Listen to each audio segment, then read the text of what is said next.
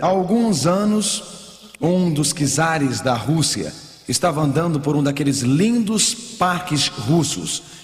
E enquanto ele andava, notou em uma esquina distante e remota daquele parque magnífico alguma coisa muito estranha e bizarra. Ele estava longe do castelo. E enquanto pensava naquilo no parque, notou um guarda fardado em pé. E ele pensou: por que será que ele está em pé? O que será que ele está guardando? E então ele disse ao guarda: Senhor, o que está guardando?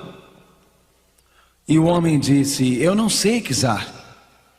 Eu estou um pouco incerto, mas meu superior mandou eu ficar aqui em pé de guarda. Mas o que você está guardando? Eu não estou certo. Você não está certo? Não. O que você estava fazendo ontem? Em pé de guarda. O que estava fazendo antes de ontem? Em pé de guarda. E um dia antes? Em pé de guarda. Mas o que você está guardando? Eu não sei, senhor. Mas eu obedeço ordens e fui instruído para vir aqui e montar guarda. É o que eu estou fazendo. O czar era um homem muito inquisitivo. E então, uma vez que ele viu aquele homem montando guarda e imaginando o que ele estava fazendo, ele começou a investigar nos arquivos da corte. E nenhuma pessoa na corte sabia porque o guarda estava de guarda lá, mas sabiam o seguinte: que esta ordem havia sido passada pelos seus superiores, que receberam de seus superiores, que por sua vez receberam dos superiores deles. Eles começaram a investigar o passado e viram que todo dia ali havia esta ordem para alguém montar guarda naquele ponto do jardim. Ao começarem a estudar isso, eles abriram as arcádias onde estão arquivos antigos da corte e, para surpresa deles, descobriram o seguinte: cerca de 100 anos antes, Catarina a Grande recebeu um buquê de rosas de presente de aniversário. E uma vez que era um pequeno buquê de rosas, apenas um singelo buquê de rosas, a corte não queria que ninguém passasse nela e tropeçasse. Então, 100 anos antes, foi passada uma ordem. Diziam os arquivos da corte, e a ordem era a seguinte: fique de guarda das pequenas rosas. Só que essas rosas já haviam morrido há muito tempo. Mas, uma vez constatado nos arquivos da corte, aquela tradição foi seguida sem ninguém averiguá-la, sem ninguém explorá-la, sem ninguém investigá-la, porque todo o mundo sempre a obedeceu. Poderia ser que uma antiga tradição tenha vindo para a igreja cristã? Poderia ser que dentro da igreja cristã tenha entrado um regulamento feito pelo ser humano, em vez de um regulamento feito por Deus, que na verdade não estudamos, não exploramos, que uma geração após a outra simplesmente aceitando que este era o comando de Deus. Poderia ser que a igreja cristã de hoje está na verdade guardando, e algumas delas lutando por uma tradição antiga? Não seria obra do diabo nos confundir? Não seria obra do diabo substituir uma verdade por uma mentira? Trazer uma tradição para a igreja cristã? Jesus, na época, discutiu os fatos de que alguns líderes religiosos haviam aceitado uma tradição.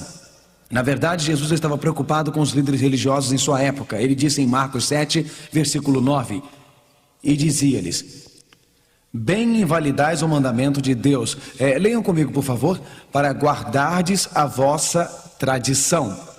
Na época de Jesus, não é que estes líderes religiosos eram maus, não eram homens perversos, era mais que na época de Jesus, no século I, que rejeitaram o mandamento de Deus porque foram enganados, porque foram mal guiados e aceitaram as tradições no lugar das palavras de Deus.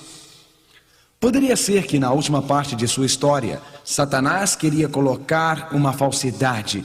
Poderia ser que nos últimos dias da história, Satanás desejava infiltrar a igreja cristã com mandamentos dos homens e não com mandamentos de Deus, com as tradições dos homens e não com os mandamentos de Deus.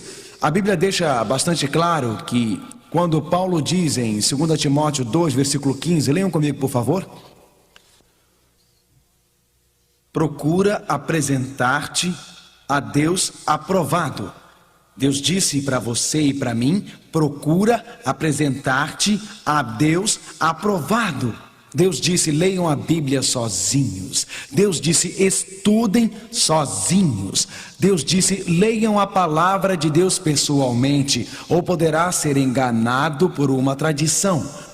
Uma das coisas que o demônio odeia mais do que qualquer coisa é quando entregamos nossa aliança e adoração ao verdadeiro Deus. Na verdade, o livro do Apocalipse diz que o conflito final será sobre adoração, adorando o Cordeiro Jesus ou adorando o poder da besta com seus decretos e regulamentos humanos.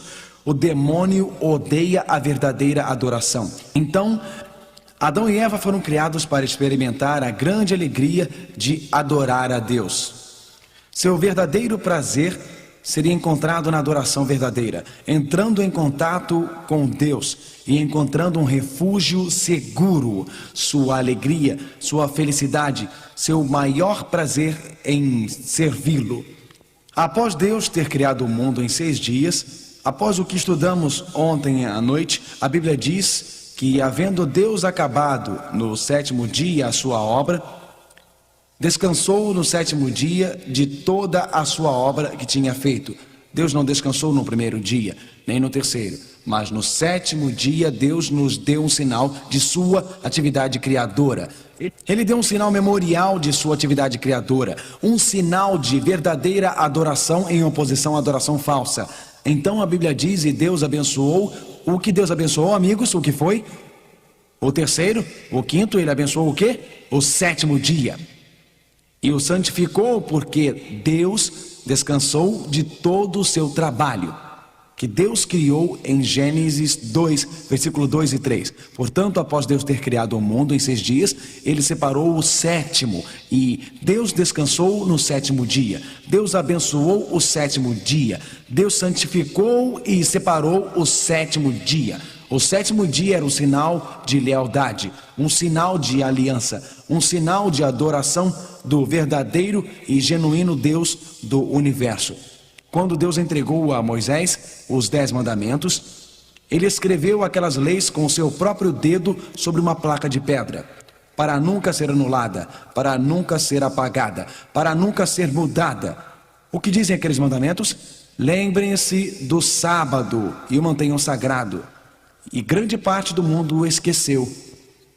Grande parte do mundo esqueceu o único mandamento que se refere à adoração, o único mandamento que se refere à aliança a Deus, o único mandamento que se refere à homenagem ao nosso Criador. E o mandamento do sábado poderia ser que Satanás teria atacado o sábado. Poderia ser que Satanás tentaria colocar na igreja cristã uma farsa. Poderia ser que Satanás tentaria colocar na igreja cristã uma tradição dos homens para esconder o verdadeiro sábado do povo de Deus. Poderia ser que este sinal, o sábado do 7º dia, a Bíblia diz em Êxodos 20, versículo 8 a 10, lembra-te do dia do sábado para o santificar do Senhor nosso Deus. O 7º dia é o sábado do Senhor, não o sábado dos judeus. Na verdade, a Bíblia diz no livro de Ezequiel 20, versículo 12, e também lhes dei os meus sábados para que servissem de sinal entre mim e eles. Portanto, o sábado de Deus foi dado a Adão e Eva no jardim do Éden, centenas de anos antes da existência da raça judia. Algumas pessoas dizem que o sábado é judeu, mas Adão e Eva não eram judeus. A Bíblia diz, na verdade, que quando Deus criou a raça humana, Ele separou o sábado. Os 10 mandamentos foram dados apenas para os judeus? Não matarás, não roubarás, não cometerás adultério. Não, foram dados para toda a raça humana. E quando a Bíblia diz lembre-se do sábado, é para toda a raça humana. É o memorial de Deus à criação. Na verdade, Jesus, como na Bíblia diz, como era seu costume, Lucas 4, verso 16, entrou na sinagoga no sábado. Na verdade, Cristo apontou os seus seguidores para a frente.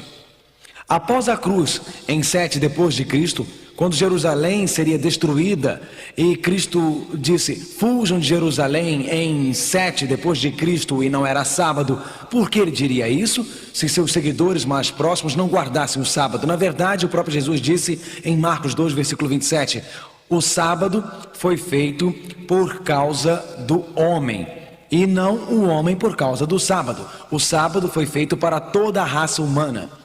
Eu prefiro aceitar o que Jesus disse do que o que algum ser humano escreveu em um livro.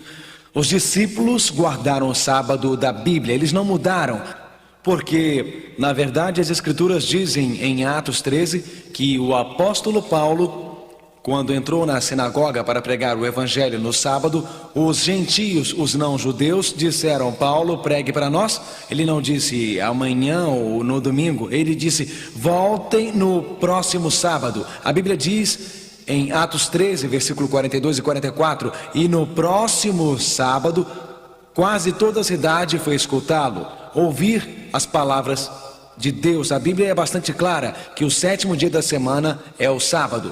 O dia que chamamos sábado, adoro isso neste texto da prosa. O que diz a Bíblia? A Bíblia é abençoada para mim.